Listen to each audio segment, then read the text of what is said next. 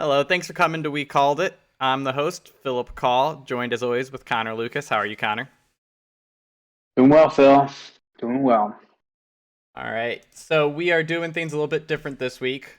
Connor had to pass out candy for the trick-or-treaters on Thursday night, so we actually get to talk about what happened in the game instead of what we think is going to happen. So obviously Green Bay came out, got this shocking win to take control of the NFC.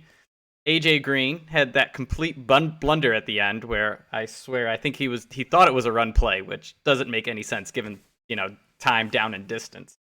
But I was lucky. I was able to I picked up Green Bay +6 when JJ Watt was ruled out. So I thought Green Bay's offensive line's getting healthy, they can hold off and Aaron Rodgers can make it work and keep it close. Didn't think they'd win, but whatever gets it to pay off works. What'd you think of Thursday night, Connor? Yeah, I would have picked Green Bay. I didn't pick the game at all, but I would have picked Green Bay had they had a single wide receiver that was anywhere near relevant. However, I did forget that they have Aaron Jones, who apparently decides that I'll just play anything you need me to. So, and a Randall Cobb sighting, which again, 3 receptions, 14 yards, 2 touchdowns. So not a great line for picking Green Bay, but hey, 6 points is a big spread. I can't think my mind slips my mind at the moment, but there was a tight end who did that, I swear, every week for fantasy purposes. He would get like Yeah. 5 catches, but for like 10 yards and 2 touchdowns. And it was just the most annoying thing in the world. I can't think of anyone in particular, but I'm sure there's been multiple. Owen Kyle Rudolph Daniels. did that Oh, for there it Kyle is. Kyle Rudolph did Rudolph. that for the Minnesota Vikings for like 3 years in a row. Yeah, they get Irv Smith. Irv Smith got like 40 yards a game as actual deep play or route running tight end, and then Kyle Rudolph. They're like, oh, you have fantastic hands and you're huge, so we'll use it in the red zone. All right, Yep. all right. So let's move on to places where people can actually place their money now instead of going back in time. We'll start off with my hometown Cleveland Browns. Looks like we each got picks in this game. I'm excited. So it is Cleveland at home -3.5 against the Steelers. The total's 42. So I'm siding with Cleveland -3.5. You have the over 42. Why are you taking the over? Yeah, so I'm actually not impressed at all by either of these defenses, and both of these were supposed to be fantastic defenses. And so I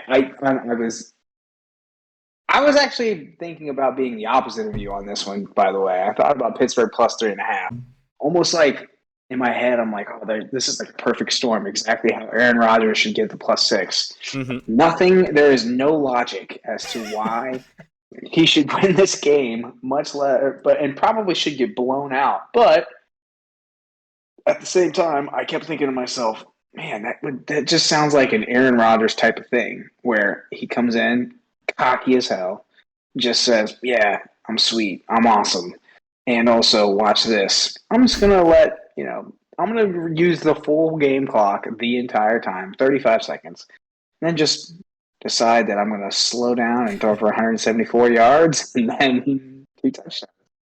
Uh, So all of that perfect storm almost feels like that's going to happen for Big Ben here.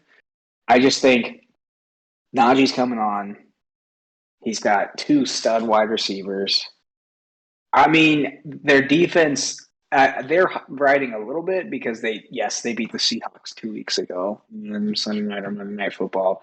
They didn't look great, but they held the Seahawks to, I think it was like 21 or 24 points.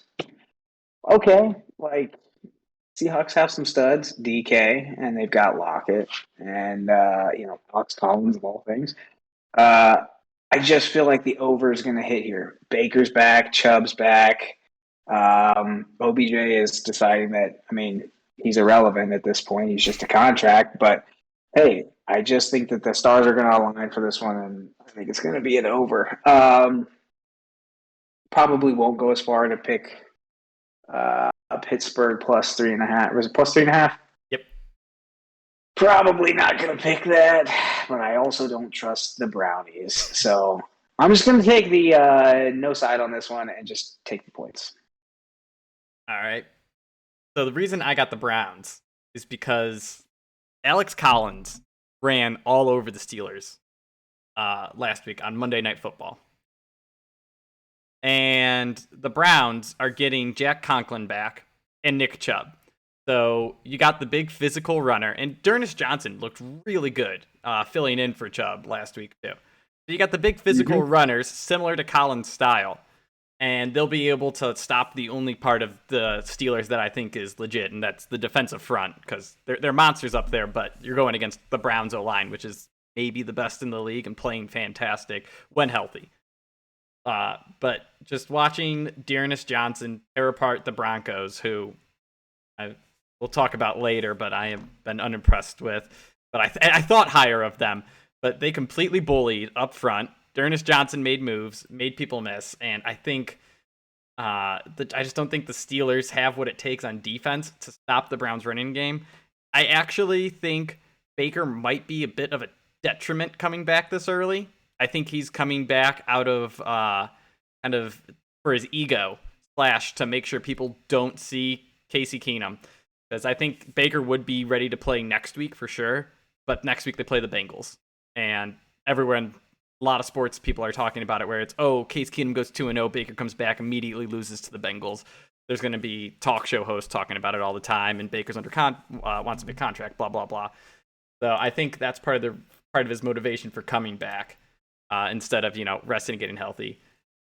The one thing I am worried about is if Pittsburgh starts putting up points, I don't think the Browns are going to be able to keep up. OBJ, as you said, he looked so bad on Thursday Night Football against the Broncos. He had 3 or 4 good moves to break open and then just dropped the ball, or I think there was one underthrown pass, but he just looked so bad. Good news is, though, Landry's back, and I think the Steelers are getting a lot of love for not good wins. They beat the Bills week 1. I'm just saying that's a sham. That's like the Saints. That's the Saints beating the Packers. But then and then in the last 2 weeks, they beat the Broncos and the Seahawks, both of which Seahawks were starting Geno Smith. Broncos just are terrible compared to what we had hopes of after their 3-0 start. So, yeah. Yeah, I don't know. I just feel like this is a perfect storm to hit the over. You just talk about all the offensive guys coming back. And sure, Big Ben clearly is a shell of himself. But literally, throw the ball 10 yards down the field, give it to DJ, do it every once in a while, give it to Najee, and then go up top to Chase Claypool. Like, you can do that. You got players around you. They have offensive firepower. That's why I'm picking the over. So I could see that. Just purely based off of the Browns' defense sucking. By the way, that's fair. You just talked about the offensive guys coming back. The defense has been fine this whole time, mostly healthy, and they've given up a crap ton of points, and it's not even close. Yeah, I think the top defense was supposed to happen, not happening.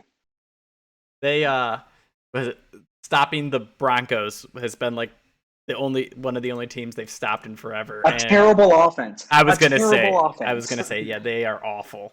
Yeah, the 2 weeks before that they gave up 47 and 37. So you're right. That's what I'm saying. Yeah, they could. I don't know. I just think the Steelers aren't good, and I think Big Ben is the problem. / they have a bad offensive line. I would love to see them with like Deshaun Watson next year, who knows how to manage a bad offensive line and then has weapons on the outside. But of course, Deshaun Watson's going to end up in Miami probably and just make me angry. I think it'll just be a waste. But that's a separate time for whatever. I would say that later because that is a weird situation. Completely agree. Let's move on now to a game we agree on: Tennessee versus Indianapolis. So Indy's at home. Tennessee, it's Indy -1 over the total's 51. We both have Tennessee +1.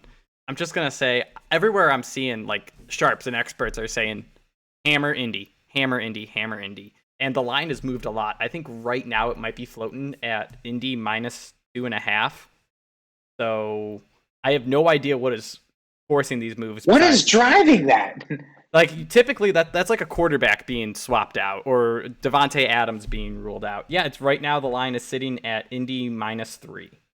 So that is bonkers to me.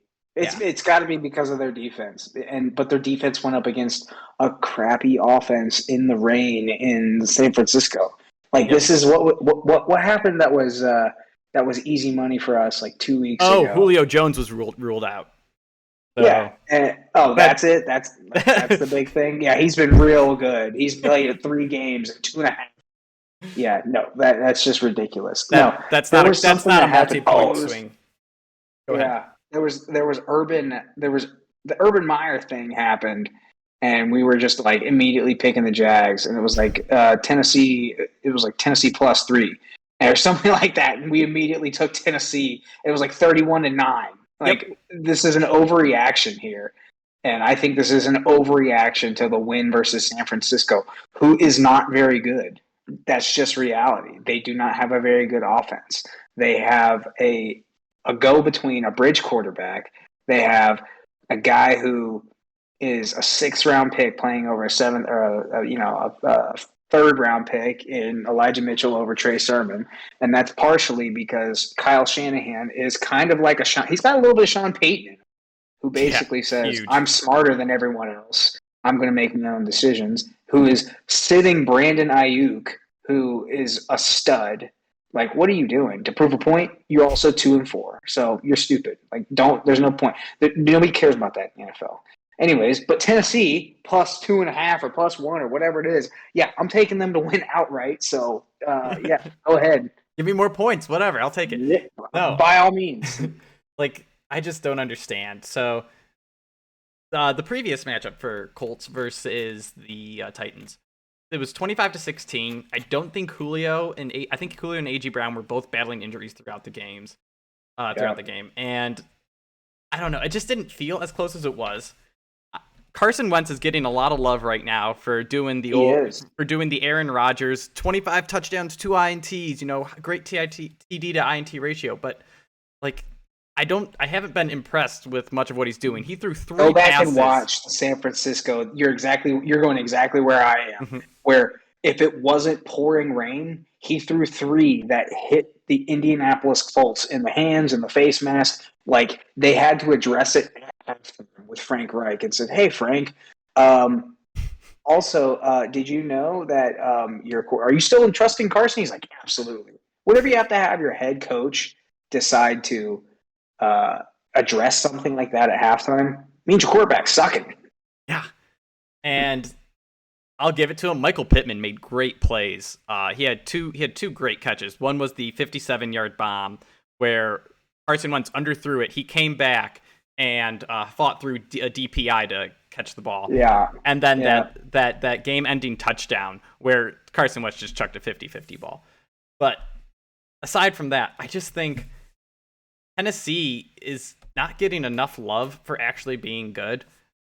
I think it would be totally different if they beat the Jets and all they needed to do so was have one of A.J. Brown or Julio Jones healthy. They win that game. It's not a problem. Instead, they lose in overtime because they miss the first field goal. But they beat the Bills and the Chiefs the last 2 weeks, and they shut down the Chiefs. So I just don't get it.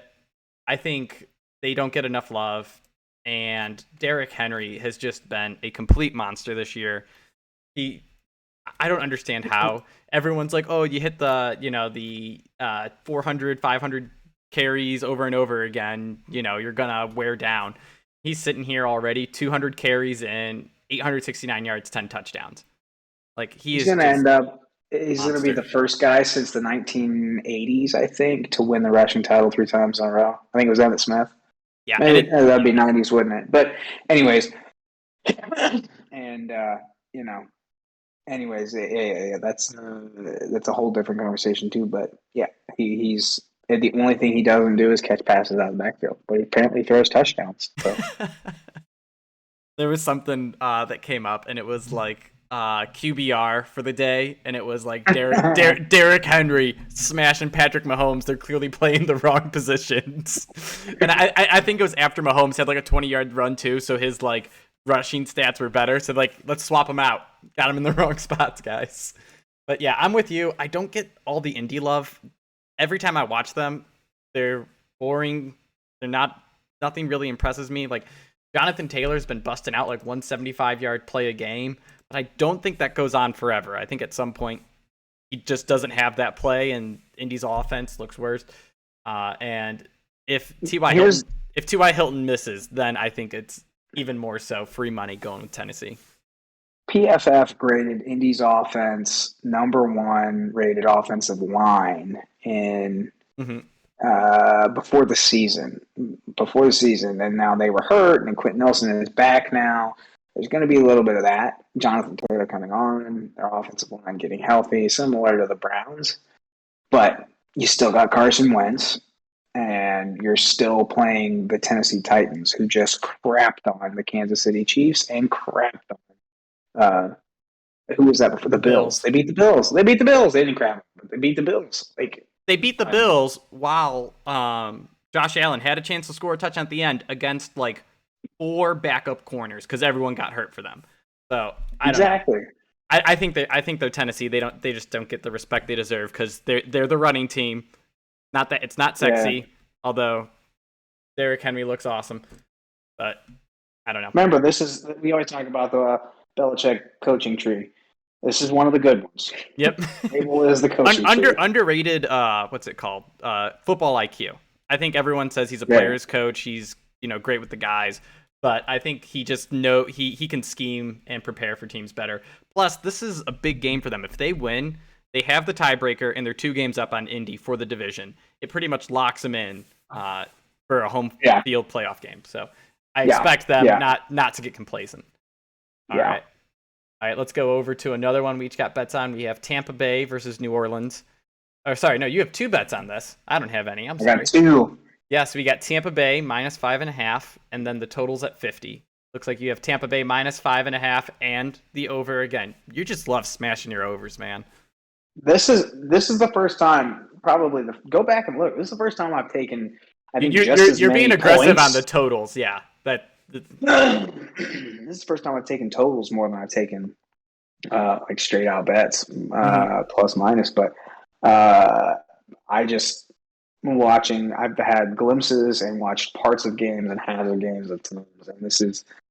I mean, it is really hard to bet against him, and he's crushing. I think there was 2 lines the last 2 weeks that were like stupid high. I'd have to go look back, and he got them both. Yeah, he crushed the Dolphins and the Bears in humiliating fashion. Like I can't remember, it's double-digit spreads, but he beat them by more than a touchdown or something. It was double-digit spreads. He just seemed to control the game. And here's the other part too. You've got Todd Bowles on the other side. You know how I feel about Todd Bowles. And obviously, knowing his former analytics guy for the Bucs, I'm very high on Todd Bowles. But the way that the New Orleans Saints beat you, they get pressure with the front 4. Hence, see last weekend and decide that, Geno Smith, who is god-awful in his own right, gets sacked 5 times. Well, that's all from front 4 pressure. Not being able to read a defense or reading a 1 or 2 man blitz. Not shifting the line or telling the line which way to block, the zone scheme. Geno doesn't know how to do any of that. Tom knows how to do that. Tom will go up, and you'll hear this too sometimes, when you hear a quarterback come up to the line and they dual call plays. And so they'll just call something in. The huddle will say, I'm calling 2. If I say, check or something like that, and then you'll hear them say something. And then he'll call a different cadence. And then they'll show their blitz. And then he'll say, reload. He was literally calling 2 plays in the offensive huddle. There's a line, there's a word that comes out, and he says, okay, so that's telling us which play to run. So whenever you hear somebody saying reload, it's reloading the first play. So all that does is lets the defense show out, and all he's going to do is just gash them. I'm impressed with Lattimore's done well for New Orleans, but I'm not impressed by the rest of their DBs. I think he's just going to thrash them. And no, I'm not worried that AB's out. Who cares? I think he gets Gronk back this week too. Mm-hmm. So. And I think that I just thought 50 was a low number for them. I think they're putting up 24, 28. I think they're putting up 28 plus. And I think that New Orleans is formidable enough that they'll put up some points. Alvin Kamara is always a wild card, but I'm just hoping Jameis doesn't turn into Sheamus. Jeez. Oh my goodness. Hey, if he does, you could get a couple pick sixes, and maybe Tampa Bay breaks the over by themselves. Truthfully, part of me thinks there'll be a defensive touchdown in this game. Yeah. I think Jameis is going to do something really stupid. Yeah. I absolutely think so. So I think I was hesitant around this game because I had the same thought as you. I saw 5.5, and I thought Tampa Bay is, after what I saw Monday night, Tampa Bay is 5.5 points better than. But it is in the Superdome, so I think they play typically a little bit better there, and maybe Jameis just hits the on button, hits the turbo, whatever. But I also think Sean Payton coaches to his opponents. However, we did see last year, what was it, the regular season, they got 2 shots at him, humiliated Tampa Bay, and then when it mattered, Tampa Bay came in and stomped him. And I think Tom Brady's petty. I think he holds on to they smacked you last year, even if no one's saying it in his head. And I think that's exactly why. he's gonna come out and he's just gonna say, you know what? Say no AB, that's fine. I'm gonna feed Chris Godwin. The one thing I am interested in, though, for this game is Mike Evans against Marshawn Lattimore. Have you ever seen the movie White Guys Can't Jump? Parts of it. I've never seen all of it, no. All right, so there's one scene in it where Wesley Snipes is yelling at Woody Harrelson for the 2-on-2 basketball tournament movie. They're on the same team. And he's yelling at his teammate. And he goes, dude, why are you yelling at me? He's like, because you play better when you're pissed off, so I'm doing my best to get you pissed off. He's like, well, why you yell at the other guys? He's like, because they suck when they're pissed off. So I piss them off so they blow, and I piss you off so you get going. And I think Marshawn Lattimore is you piss him off, he's going to get going guy. Aaron Rodgers, same way. That's part of the reason I liked him Thursday night. Everyone didn't count on them. So Aaron Rodgers like, screw you guys, I'll win. But I think Marshawn Lattimore's, I get pissed off. Mike Evans is a guy that pisses him off. And so I think he'll be more limited. But they still have good receiving options outside of it. Like you said, they got Gronk. They have Chris Godwin. Yeah. And then I think Tyler Johnson's underrated. As a number 3, I think he is a completely fine player who they can make use of. Gio Bernard out of the backfield doesn't appear often. You haven't even mentioned Lombardi Lenny. Jeez Louise. He's all of a sudden like he's a 10 running back again. I think he'll be... I don't mention him just because I think he'll be limited in this game because the Saints can stop the run. It's the one thing they got. They got a good defensive front for that. But like you said, their DBs can get got. Any DB can get got because, well, the rules favor the receivers. So I like I said, I leaned with you to start, but I found other bets I like more, so I went other places. But I can absolutely see why you took these ones. So DK Metcalf, after the 84-yard bomb where he mossed Lattimore, was shut out the rest of the game. Lattimore locked him down. Now, Dino sucks, but Lattimore locked him down after that. That's that pissed off theory, because if you saw on the next drive, they got into a couple shoving matches, and I think Marshawn... he had like 2 15-yarders. Yep, and Marshawn's like, I'm done. Mess with me again. You're out of the game. So I think they just got to find a way to piss him off before every game. I don't know what it is. Yeah. To tell him some bad Yo Mama jokes or something. Just get him fueled up. Yeah. Jameis eat a W in from again. That pisses off everyone. Embarrassing. It's the worst thing I've ever seen in my life. Oh, you know what they got to do? They got to clip together Jameis eating a W and then Terrell Owens standing there crying, saying, "That's my quarterback." That's my quarterback. Yeah, that would be a good one. All right. Awful. Let's move on to I got San Fran versus the Bears. So it's Chicago at home -4, and the total's at 39.5. Tempting to take the total in this one, but you never know what's going to happen. But I have San Fran -3.5, and the reason is I saw the Bears play football last week, and it was terrible. And then San Fran, I don't think they're good, like you said, but I think they are well coached enough to be better than whatever Matt Nagy is doing. Oh, by the way, Matt Nagy is also going to be coaching from his house. Oh, no, an undisclosed location. Yeah, that's what he told. He wouldn't tell anyone where he is as he was coaching this week because of COVID. So he's just away from the team in an undisclosed location and not telling anyone anything. But one thing about San Fran is under Kyle Shanahan, they're a better road team than they are a home team. Don't know why, don't know how, don't get it at all. But I think Chicago had a really good team 3 years ago, and they had Mitchell Trubisky leading them. If they had Justin Fields then, I think they are a sneaky playoff team that you lose to in the first round and then get bounced because they have a rookie quarterback. But given this roster and the fact that San Fran they have Nick Bosa. We saw what Myles Garrett did to the Bears offensive line. Yeah. And I think Nick Bosa's he's not as good as Garrett. He's probably like, if you had to rank 1A, he'd be 1A to that in that kind of grouping.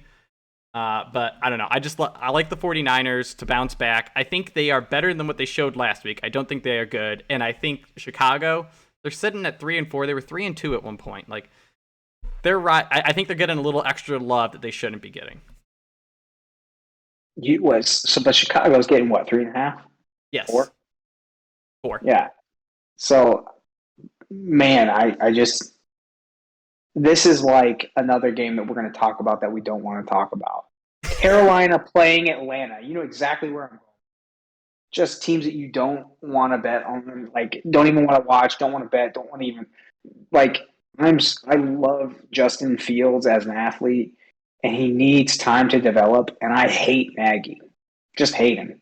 He's a terrible coach. He is like this guy who thinks that what he's doing is so he can sneak around and just be smarter than everyone, and I've got the golden ticket. Mm-hmm. But I'm not telling you. Shanahan and Sean Payton are like, I got the golden ticket, and I'm going to give you the finger. I don't care. I'm just going to do what I want.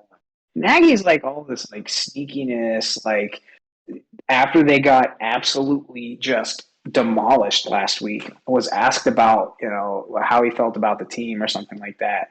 And after the game said something along the lines of, yeah, I feel really close with this team. We really enjoy being around each other. We had a fantastic team dinner. Like we became I am excited with how close we are as a team. You just got crapped on. You just lost by like 5 touchdowns. Don't talk about how it was an ugly 5 touchdowns too. Like, in no way is 5 touchdowns even remotely close. But for example, the Tampa Bay New Orleans game last year when the Saints won like 35-3. There was some bad bounces that went against Tampa Bay. Like there was, I can't remember, but it was like a tip pass interception, or you see things like that where you're like, oh man, it was 14-3. We're marching toward a touchdown, and then we blew it, and it snowballs from there. This wasn't that. This was no matter what you did, they had an answer. They humiliated you, and like you couldn't stop them. No matter what you want. This goes back to Todd Bowles. Todd Bowles knew that they had a crap offensive line. Todd Bowles said, okay, you guys suck on O-line. I'm just going to send the house. Your quarterback can't read a defense. Your offensive line sucks. You can't run the football. Why would I not just play man across the board and just full-blown send the house every time?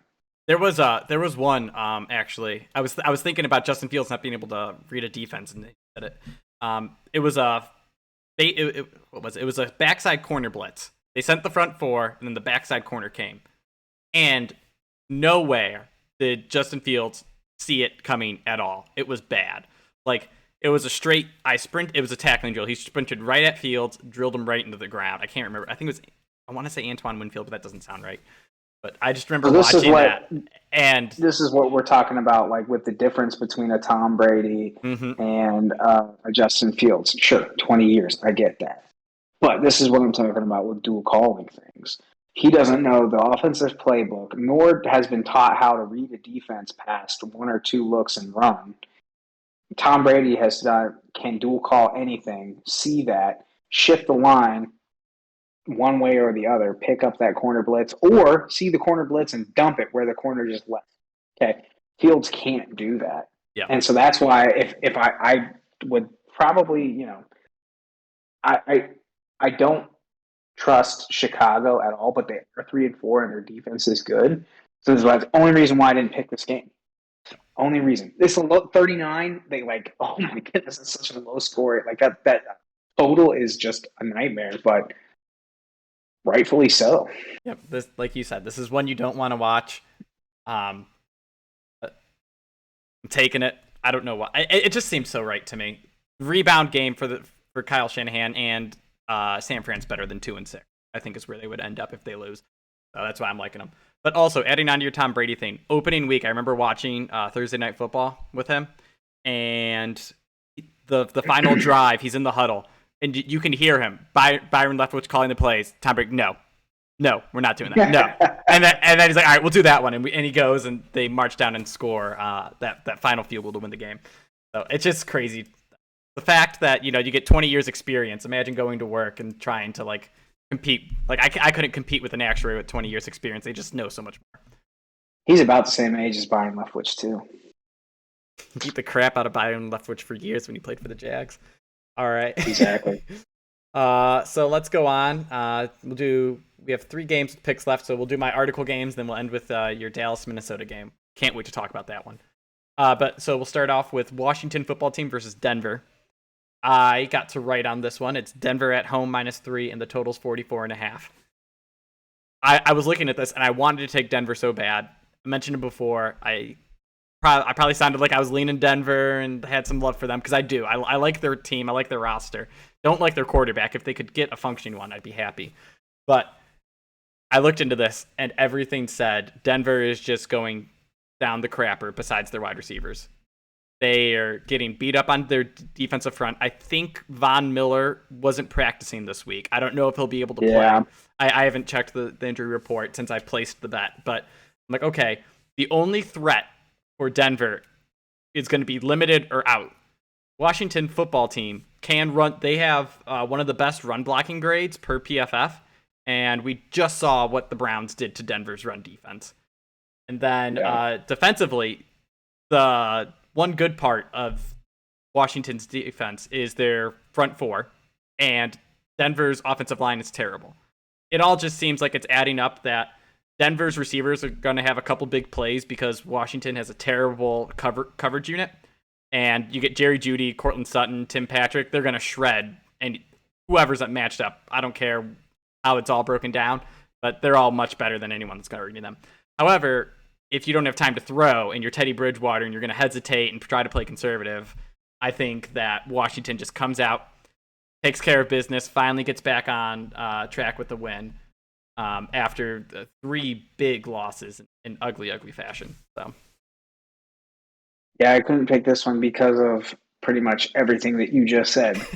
All you had to do is say, Denver look like they suck. Washington looks like they suck. Who should I pick? They do look bad. I mean, they were they got stomped, and Teddy Bridgewater played through a bunch of injuries last week. Okay, he's got 8 days to rest. Got it. Okay, but they've got, again, these are all things that comes down to scheme. Look at the guys that are just sucking right now as head coaches. Like Vic Fangio is a defensive coach who couldn't place the right offensive coordinator. Okay, so we're guessing now. All right. More recently, Todd Bowles with the Jets, defensive coach, couldn't place an offensive coordinator, went back to defense. Teams that are doing really well, Zach Taylor, offensive coach, all of a sudden it clicks. Who's the other young? McVay, LA Rams, young coach, offensive mind. That's where the league is going. You notice I didn't say Matt Nagy because he's an offensive coach, but just all right. What? I just want to say this in Matt Nagy's defense. His first 2 years with Chicago, I thought he came up with fantastic game plans and used his players very well. Since then, he has been absolutely terrible. Wheels fell off. I don't know. He decided he wanted to stop working and take his paycheck. He's like, all right, I'm a millionaire now. I don't care. Once I get fired, I'm retiring. Yeah. So I'm just coasting here. I'm not going to do anything fancy. Because I thought when Justin Fields went there, I was excited because I thought he could do some cool. But aside from that, back to the football team versus the Broncos. Yeah, I can't pick either one. Like, there are certain times, like, it's kind of weird because this week I felt pretty strongly about most of my picks. Now, Teddy is an accurate quarterback, and he's got, they just don't scheme the correct way. Okay, Javonte Williams is clearly a better back than Melvin Gordon, but you play Melvin Gordon because you paid him. Okay, this is not middle school anymore. You play your best players. Stop trying to give Melvin Gordon the ball 10 times, 15 times. Give 8 of those touches to Javonte Williams. Allow yourself to be more dynamic. Teddy Bridgewater is smart. He's not going to turn the ball over. Allow him to do a little bit of fast-paced running of the offense. Allow him to get up. He's got Jerry Jeudy, Cortland Sutton, and Tim Patrick. Those dudes are big. I think it's 6'3" across the board. Okay, Yep. So you got some weapons there. They're big. Sutton's fast, and Tim Patrick and Jeudy are route runners, man. Like I remember watching Jerry Jeudy is one of my favorite players. I remember watching like highlights of him running routes and just shredding it, like completely humiliating people, and then watching Drew Lock overthrow him by 10 yards. Yeah. So I just don't have a dog in this fight at all. Yep. I don't know what's going to happen. Don't know. I couldn't feel convicted about any of it. Like I said, I wrote an article on it, and I don't pick my games. They're assigned to me. I always feel the need to pick a side, and this was just one though. As I looked into it, like I wanted Denver in my heart, and then I just kept going and going, and I had to stick with Washington. They just looked way like the much better option on paper. Are you good? Back again. Nice. All right, so we'll move on to your next pick. We have Dallas versus Minnesota. Dallas -3, and you have the. Go ahead. This is contingent upon Dak playing. All right. So I thought everything was trending up. I will give you a break on that. Playing. I'll give you a break on that. If you're under, the under is now marked at 52, which means I think Vegas is leaning he's not going to play. Do you still take the under? 55 was what it started as, right? It was at 55, and I think more negative news came out. Absolutely. I'm taking the under. I didn't take the. Did I take the? You didn't take a team. I took the under. I didn't. I did take the under. Yes. That's what it is. I was actually going. If Dak plays, I was going to take the. I was going to actually take Dallas outright. Mm-hmm. I think at one point it was 1.5, wasn't it? Yeah. -1.5. So here's the movement. Dallas was favored by either 1.5 or 2.5. The news came out that Dak was not practicing or was not looking good, and it shifted to Minnesota plus 1.5, and to Minnesota. So it's shifted to Dallas. Sorry, minus 1.5. So it went from it went from Dallas minus 2.5 to Dallas plus 1.5, and it's currently sitting at Dallas plus 3.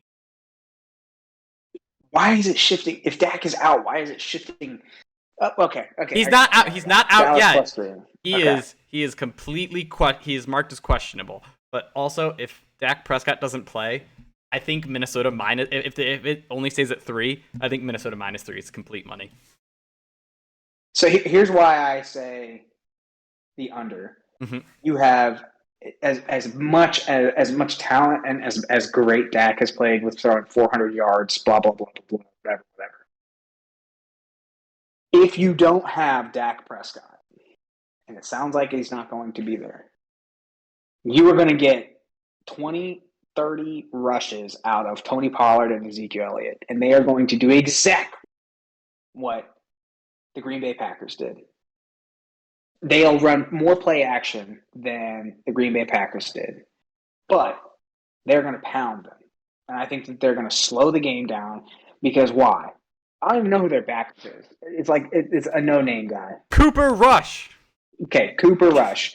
Sounds like Stupor Bush. I don't know. No, but just make up a name and you can tell me, and that's who it's going to be. Philip Call stepping in for the Dallas Cowboys. Philip Call for the Dallas Cowboys. Like, don't sit here and tell me that dude is going to be able to just line it up and launch it with Amari Cooper, Michael Gallup, who's supposed to be back, and CeeDee Lamb. They are going to run it down their throats. Also, on the other side, a play-action offense that is based on the run with Dalvin Cook. So, I am hesitant to believe that anybody's going to let it light up the scoreboard on this. Could I be wrong because Kirk Cousins has random games where he throws for 400 yards? Absolutely. But Dallas has a defense this year, and they have a good defense this year.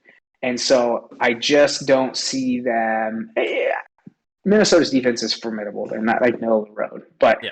we just don't see this game getting out of hand. I think Zeke Elliott, Tony Pollard, and the guys that are going to pound the tackles, and they're just going to eat up clock, and then they're going to give it to Dalvin Cook, and he's going to eat it. And Kirk Cousins is going to do a play action pass, and he's going to get a bomb, and then all of a sudden that's going to be the scoring. That's it. That's just my prediction. This game reminds me a lot of the Browns versus the Vikings. Those are two teams that want to run, and their defenses, I think, are a little overrated in the sense that they do give up a lot. However, when they went up against a team that also wanted to run, it turned into 3 and out. Yeah. 3 and out.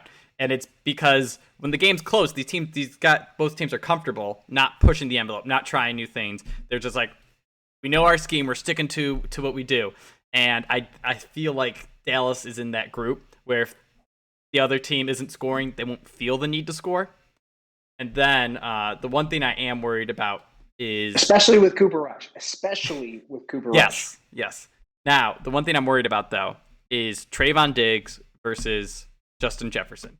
A couple weeks ago, I can't remember who it was, but we were talking about... it was Dallas versus the Giants. And I told you, Coach Clapp isn't going to do a double move and humiliate Trayvon Diggs. And he didn't. The next week, though, you were completely right.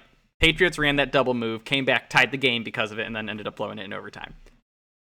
I think Justin Jefferson is going to have 2 or 3 big plays in this game where Trayvon Diggs thinks he's all that. He has 6 interceptions or whatever on the year, and Justin Jefferson's going to burn him.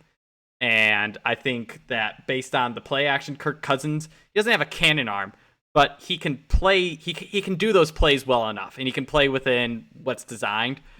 So I just think Justin Jefferson's going to be a sneaky kind of guy where Trayvon Diggs will be all over him, and then they'll each have a couple big plays. Like he'll probably end up with an interception, but he'll give up 2 touchdowns or something silly.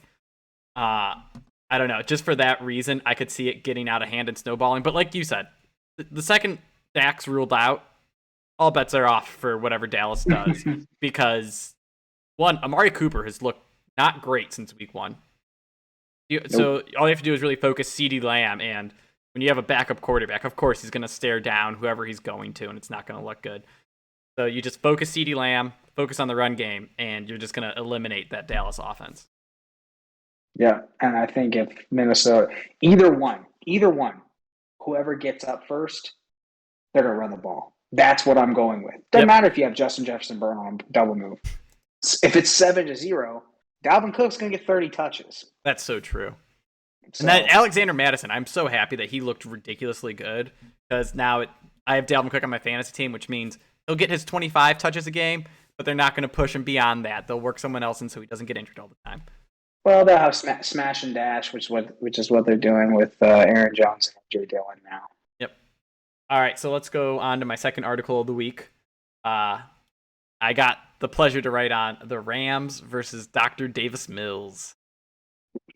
Man, those ginormous spreads. That is just so hard. And because the Rams butchered a spread last week and couldn't cover. So, man. So it's 15.5 this week, and the total's 47.5. All right. I finished my article like 10 minutes before we came on here, so I got a lot on this game. But I'm not going to share it because it's not that interesting a game. Read the article if you want the full details. The Texans, in their 5 starts with Davis Mills, the only good game was the Patriots. If you exclude that, they've scored like 3, 0, 7, and 9 points. I'm over here, and they can't stop the run. Like they have their defense, their pass defense is actually pretty well rated, and I'm just like, it's not well rated. The Browns used to do this. People don't pass the ball because they run for 200 yards. They're up by a touchdown already. They don't care. They're just gonna run the ball out. Like the Cardinals looked so bad last week. They won the game 31-5. They did look bad. They looked very bad. Yeah, I think the Rams. This isn't going to be any sneaky stuff that Detroit's doing. They're not going to onside kick to start the game and what is it? Fake punt and all that. Yeah. I think and I also think the Rams saw Arizona lose Thursday night, which means they are back in control of their own destiny for the 1 seed in the NFC. They play both the Packers and the Cardinals like later on in the year. So I think they're looking at it like, all right, we got a little extra motivation. One, we looked bad last week, but of course they still won by 9. And now Cardinals fell off. I think they come in and they just beat the brakes off of Houston. With Jared Goff, I wouldn't say the same thing. But now watching Stafford and his magical connection with Cooper Kupp. And then lastly, the Texans' run defense is terrible, like I was mentioning earlier. Teams just run the clock out and continue to score on them because of it. So I think even if the Rams are winning, that this will be a game that as they're running, they'll be running for 5 yards of play. And then they'll end up getting touchdowns because of it instead of settling for field goals or having to punt. And then obviously, first stat was Houston can't score, so I'm not scared of a backdoor cover on this one. They're playing one of the best pass defenses in the NFL. If they try to throw it, it's going to be bad for them. And Aaron Donald's going to eat Davis Mills alive at the end. Yeah, I almost want, like, I'll probably say that, but I would almost take the LA minus 15.5. I just, man, I don't know if I've ever seen just such a bad team. Maybe the Jets. The Jets are right there, probably just as bad. But I mean, offensively, just nothing. And I mean, nothing going. The Jets are probably better than Houston Texans on offense. Seriously, I think they are actually. So actually, that brings us to our next topic. I read the lines wrong in my spreadsheet. You have Cincy versus the Jets, and you have the over at 42.5. Is that right? Yeah. Okay. Yeah, I think I did have. I think I had it. There's been a couple of things. Maybe I just didn't save our file. It's Google Sheets. You don't hit save. It automatically saves. Yeah, I kept going back and forth. I wasn't as convicted on this one because it's a huge number. Man, I'm in. I'm in on bets. I am. And I'm shocked that I'm saying that. But I actually was against. I was the Penei Sewell guy. I was not the Jamar Chase guy. I didn't really have a huge dog in the fight, but if I was going to pick one, I think I would side with you too, for the record. I would take a 15-year pro. Okay. That being said, Jamar Chase is going to break a ton of records, and he's going to do a ton of historical things. Now, you have to have a changeup, and they have that. And so you do have, like, it's different, like, with, let's say, I don't know, Justin Jefferson last year is a good example. Just blowing up like crazy, just coming out of nowhere. What you have was Jamar Chase, but they always have a changeup. You have to have a number 2. And the Bengals have a 2, a 3, and they've got a stud at running back. So I like the points here. I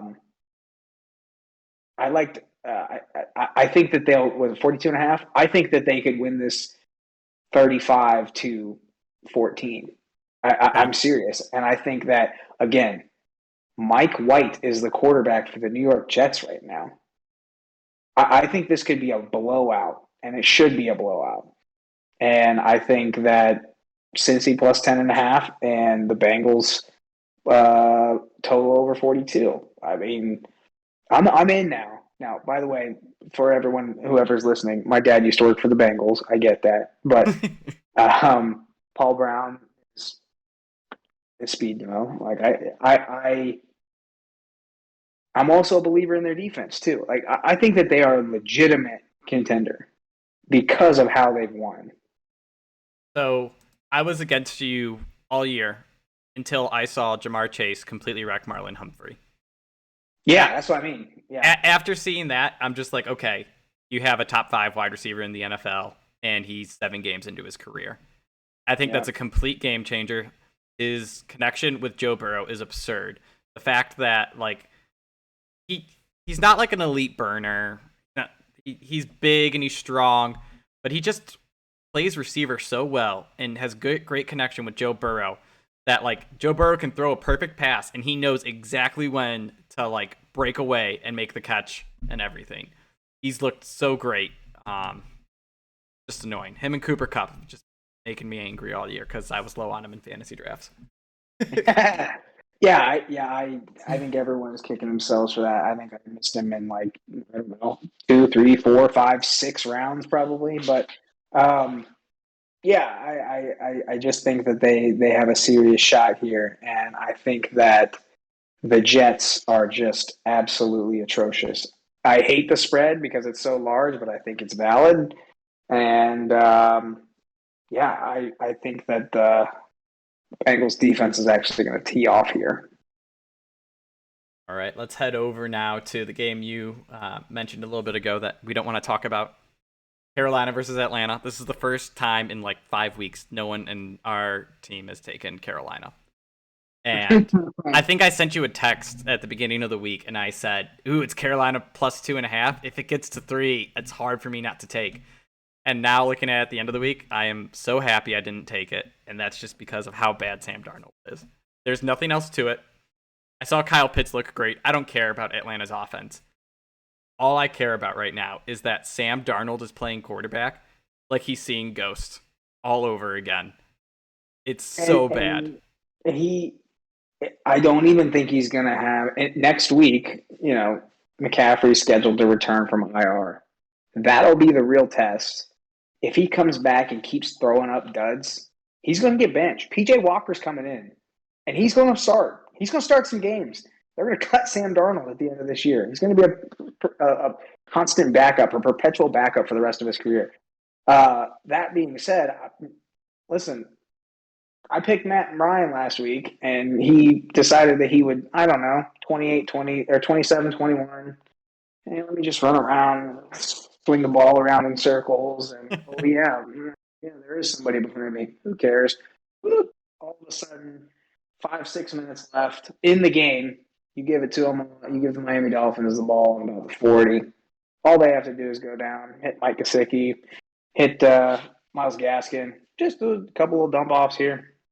Of course, Matt Ryan's over on the sideline. Oh, awesome! They scored too fast. All you got to do is throw up to your 6'6" freak of nature for 40 yards twice, and then you're in field goal range. And guess what? Yeah, we're just going to run the ball in the middle.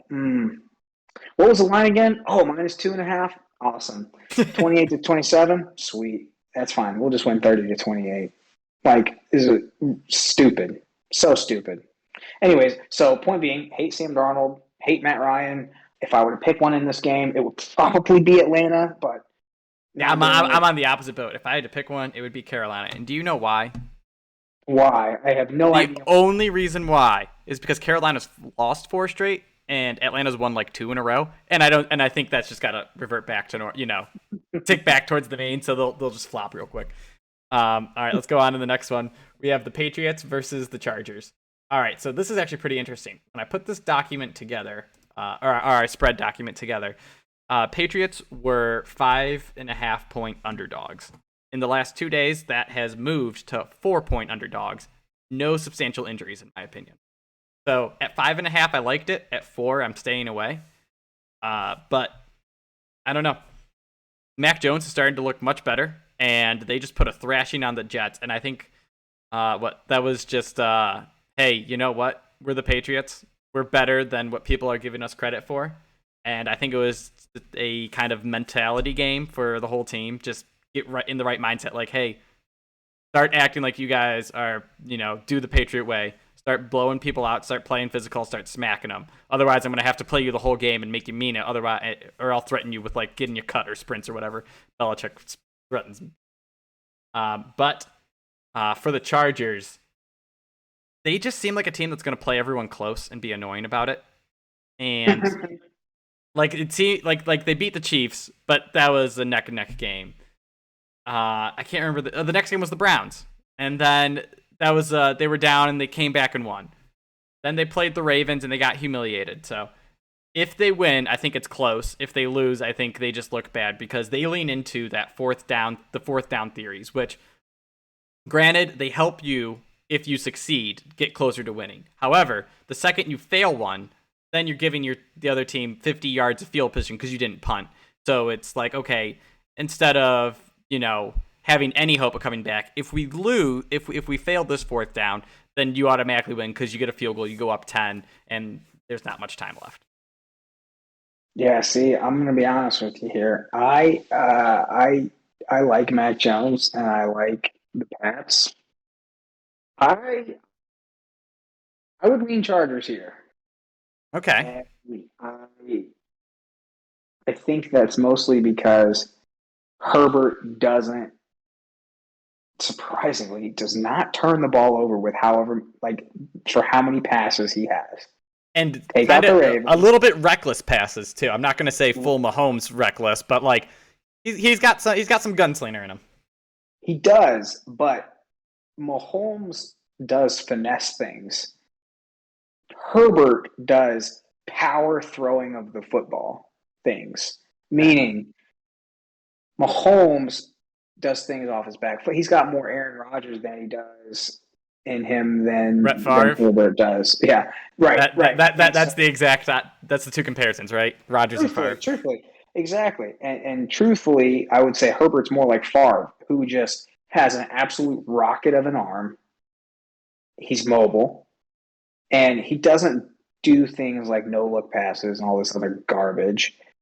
Mahomes has an arm, and he throws it, but he does things because of his arrogance.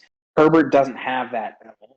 From what I've seen, Herbert is a very humble, very good, very great teammate, and very intelligent.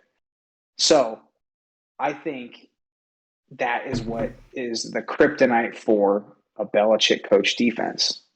Zach Wilson, okay, blitz him. He's an idiot. Just blitz him, show him stuff that he didn't see at BYU versus Coastal Carolina, and then all of a sudden he craps his pants. Okay. Herbert saw Oregon. Was he at Ohio State? He might have played Ohio State. Like he's got some serious upside, and I think that these guys just throw the ball a billion times, and they don't. It's Baltimore. Haven't turned the ball, and take Chargers in this one. All right, let's go on to the next game. Then we have Philadelphia versus Detroit. This is another sweet one. I was gonna say, yeah, we're at that point where it's we're scraping along bottom of the barrel, but we're legally obligated to do it. No, but Philly versus Detroit, it's Detroit plus 3.5, totals 48. This is just another one where it's like I should lean Philly, right? And the logic is Philly has played better teams, closer or better. And then Detroit just looked terrible besides the one game where they were like, it's our Super Bowl, we have to win, and we were pulling out all the stops. And the problem is, Philly is only good in the fourth quarter when they're down by 2 touchdowns. They're not going to be in the fourth quarter down by 2 touchdowns this game. It's just not going to happen unless by some miracle Jalen Hurts is like, hey guys, I'm better in the fourth quarter when we're losing, so let's, throw a couple pick sixes, let's get in that position so I can get going. But I don't know. I want to say Philly, but I think if I had to bet it, it would be Detroit. Either way, I think I'd take the total under 48. I was going to say, I think the bet here is under 48. That's what I should have bet this one. I'm going to pick this one later. I think the under is 48. I don't see either of these teams putting up any points. Don't. It's just so embarrassing for Philly that they don't even move the ball or do anything until the fourth quarter. Like, if you look at I think I was looking at their stats through 3 quarters last week against the Raiders, and it was like Jalen Hurts threw for 75 yards, and they had like 120 yards of offense or something stupid. Then in the fourth quarter came, and he ends with 200 plus throwing yards and rushes for like another 50. It's just it's annoying. I'm sorry. Yeah. No Miles Sanders either. It doesn't matter. They don't use them because they're idiots. And Sirianni is just looking worse and worse and worse and worse and worse every week. But yeah, I have no interest in this game. I won't watch it. And I have you been using Red Zone? Did you use Red Zone last week? I did. I was a slug. Nice. I'm glad it's going to good use. It is going to good use. All right. Sasha hates it. Can't even say I'll do it during commercials. Nope. All right, so let's go on to the next game. Another barn burner in this one. Jacksonville versus Seattle. You have Seattle minus 3.5, and the total's at 44.5. See, these are the games: Carolina, Atlanta, Jacksonville versus Seattle. Like, these are games that I don't have any conviction on whatsoever. The teams suck. They've bad. Jacksonville's got. If I was leaning somewhere, it would be Jacksonville here. Geno is bad. The Seahawks are banged up, even questionable with Alex Collins. Like, I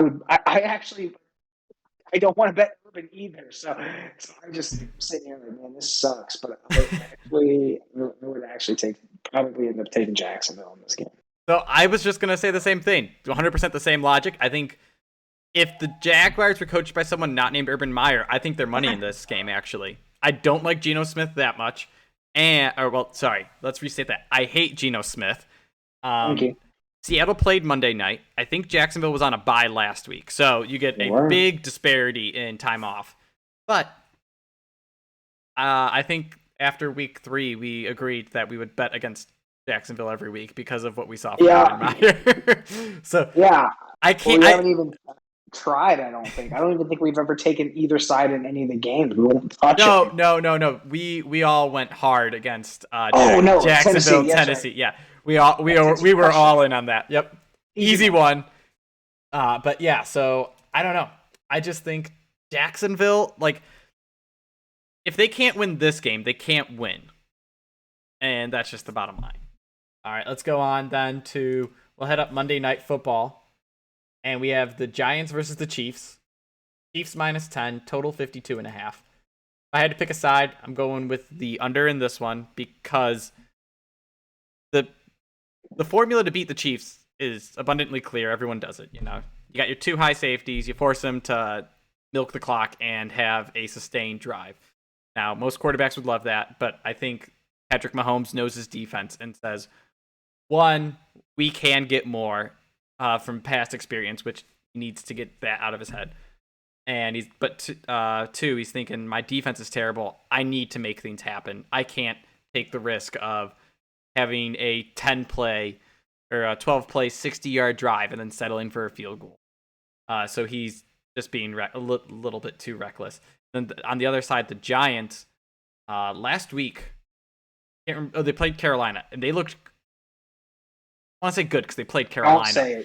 Don't say it. No, I'm not saying the word good, but I'm saying they looked like they could milk the clock enough that this game won't be high scoring, and that their defense can annoy the Chiefs enough that it just won't be high scoring.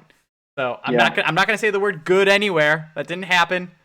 I am saying their game plan to beat the Chiefs is just gonna slow things down, make everything be methodical, run the ball. And that's exactly what Coach Clapp's gonna do. He's gonna be standing there. There you go, 1st and 10, 2-yard carry.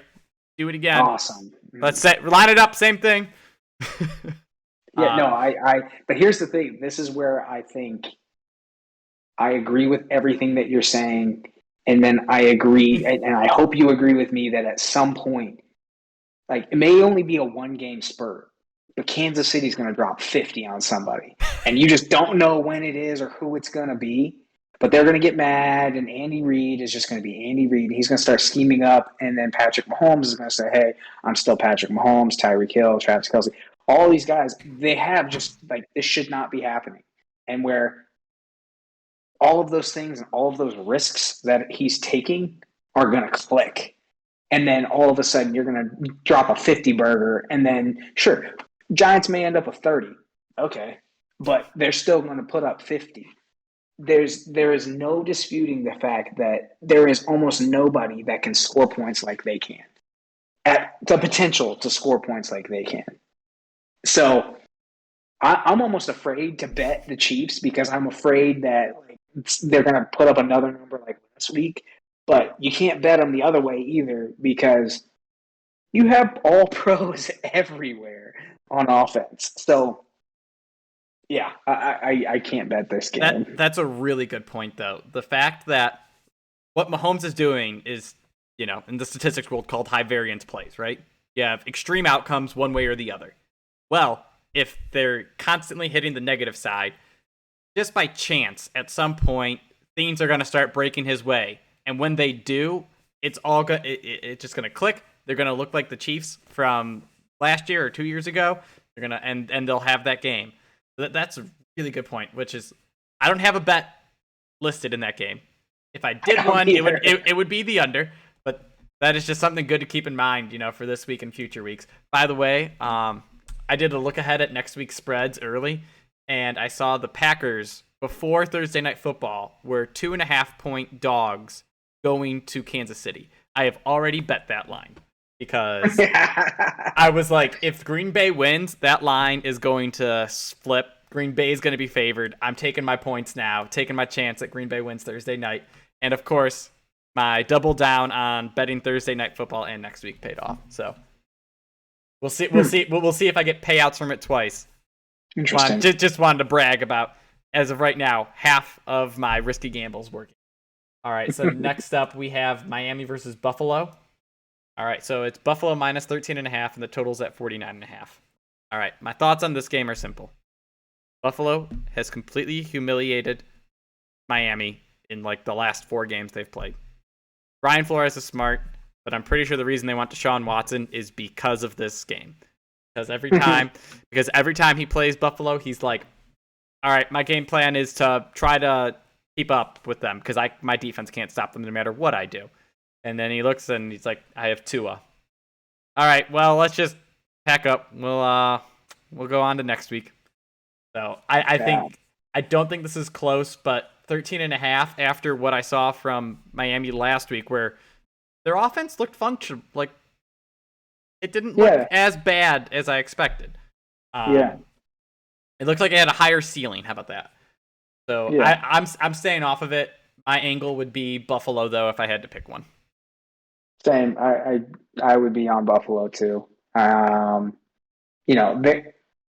the same way that I think they're the opposite of the Chiefs. The Chiefs have more chunk risk plays, but they are more likely to put up a bad game, and because they take so much risks, they are less likely, but still likely. It's kind of weird here. Follow me, Phil. I got you. They'll put up a monster game. It's relative probabilities. There you go. Yeah. And so the Bills are more consistently going to put up those monster 30, 40-point games, hence what they've done this year on some good teams. And then I think there is one game or 2 games that someone like a Miami is going to make it close, or the Bills will still win, but you're going to look at them and go, what's going on? Josh Allen's going to fumble. Josh Allen's going to throw a pick, something like that. I don't know which game that is, but I think it's coming, right? And so same idea, except the opposite of the Chiefs. Chiefs are going to blow up, and I think the Bills are going to have a crap game. And because of all of the analytics are saying their defense is the best, their offense is the best, they're going to lay an egg. I don't know what it is. I don't know when. I'll give that to you. One, their defense is not as good as whatever numbers say. I don't care. I've watched them play, and they're just not – their talent level does not match the output. So, one, that's why people need to work on building their models and understanding the output. Drives me crazy. 2, the Bills, I think, to your point about what they do is they are more likely to be successful or to have a higher floor essentially than the Chiefs, because I think they have a deeper set of playmakers, and their risky plays aren't Josh Allen completely. So he has errant throws, obviously, because he's just not the most accurate quarterback. But his risky plays to me end up looking more like a 5 or 10 yard run. More than it looks like I'm stumbling. There's a guy, chuck it. I feel like he has more sense than that. Yeah. Mahomes he improves, and Josh Allen has learned after the first 3 years of doing that. Yeah. He will throw the ball away. Mahomes doesn't have that in his arsenal. He refuses to have that in his arsenal. Allen has that, and so that's why the floor is lower. Yeah. Because he doesn't turn the ball over as much as Mahomes this year, past maybe, but that's interesting. All right. I know Mahomes is missing that throwaway, and like the Aaron Rodgers did it for a little too when he was hot. Aaron Rodgers, where it was I can hit a 50-yard touchdown, so I'm gonna try to do that every play. Now, the past 2 years though, Mahomes has worked. If you were the coach for the Chiefs, would you want to try to rip that out of him and try to get him to play within structure better and be like a Tom Brady, or would you just say, "This is what I get with my guy"? Like I love Mahomes. He's great, and he's going to make great things happen. But when they're not happening, this is what it looks like, and it sucks. But this is what you get with one of those guys. So I think Aaron Rodgers has put that in his game only because he's learned, not because somebody told him to. So I don't think you coach it out of someone. Mm-hmm. I think Mahomes is not stupid. I think he is trying to do too much. And the moment he sees his defense decide that they will give him a 3-and-out, or they'll give him 2 or 3 3-and-outs, or a good game, even relative game, mm-hmm. he will decide to do that less. I think Andy Reid has sort of said be Mahomes. This would be a good week for that then, just because right, they're playing the Giants, and even though the Giants put up like 25 last week, I don't think they have a good offense. No, I think their offense is crap. Well, once they get offensive line is crap, they get healthy with all of this talent around them. They have a ton of they have great receivers. I love their receiving core, actually. Great receivers. They've got a top 5 running back. I mean, the whole nine. But who can't stay healthy either? But back to the Mahomes thing, you don't sort of tame a stallion in that case, or a wild horse, or whatever you want to call it, because you'll get a guy who will single-handedly win you games too. If you start saying, you put parameters out and you say, Pat, hey, we're up 10 here, okay? Just know that we're up 10 here. Mm-hmm. Take your time, whatever. I'm not going to tell you to run the ball 10 times. I'm going to tell you, here's where we are. 2nd and long, 3rd and long. Cut it in half. Don't go for the home run. That's your parameters. Okay, great. If it's there, take your first look like you always would, but you just have subtle reminders of saying, hey, we're up 10 here. You don't say, don't throw it deep to Tyreek Hill, even when he's wide open. Just check it down to Travis Kelce. Yeah, you don't do that. Then you start having a guy who decides that he'll miss a Tyreek Hill wide open because he's looking at underneath routes. Yeah. So, that was I was a big fan of Brady Quinn for the Browns, and I think it just got. So I was a Brady Quinn fan in college, but I think you could see it. It happens but the extreme cases of these things happening is quarterbacks getting run out of the league because they develop bad tendencies. You have David Carr getting sacked too much, leaving the league. You have Tim Couch getting sacked too much, leaving the league. Then Brady Quinn was my example of he just fell in love with the check down because he didn't have good receivers. He was under pressure all the time. He just wanted to get it out, avoid the hit, get a non-negative play. But at some point, you do need those positive plays. You need those chunks. Huh? You got like, here's the other thing too. You've got like quarterback psyche is super fragile. They talk about it all the time. Okay, Patrick Mahomes is past that point in his career. Yeah. He's not going to get a broken psyche. He's a former MVP. He's a $500 million man. He doesn't need to lack confidence or anything like that. You put Zach Wilson in his shoes, he throws 4 picks, 3 picks, whatever. That dude is going to be checking down like no other, okay? Mahomes is going to do that. So you have to remind him that the check down is there. I got Zach Wilson, you have to remind, hey, that's a 15-yard pass. You can do that now. You can remember in college, you could throw a crosser. You're allowed to do that. Zach Wilson is going to he's fragile already. He just has this crazy arm talent that he just is like, let it rip, baby. And he just isn't smart. Smart. But I do worry about his psyche, though. Yeah, that's why I was asking if you would want to kind of try to tame the beast even a little and take back in some of those risks. Subtle reminders, but not like, hey, don't do that. The opposite direction, good example, is Derek Carr this year. For years, check down, scared to take a deep shot. Then last year, he started to hit him. He had that connection with Nelson Aguilar. They get him some deep speed, and now you see him, being a little bit more aggressive, probably getting a little coached up. Like, hey, we got the guys to do this. Throw that 50-50 ball to Darren Waller. Throw that 50-50 ball to Henry Ruggs. So just interesting to see, like you said, quarterback psyche. It can make a huge difference. Did you bet the Raiders last week? Sorry, that's all the time we have. Okay. All right. Okay. I did. I just wanted to make sure. All I know is the game I had marked was Miami because I said Miami would cover. I didn't bet it. Okay. However, I did bet the Eagles, and they played the Raiders. That didn't end well for me. Even though I sent a text at 7-0, like, oh man, look at that.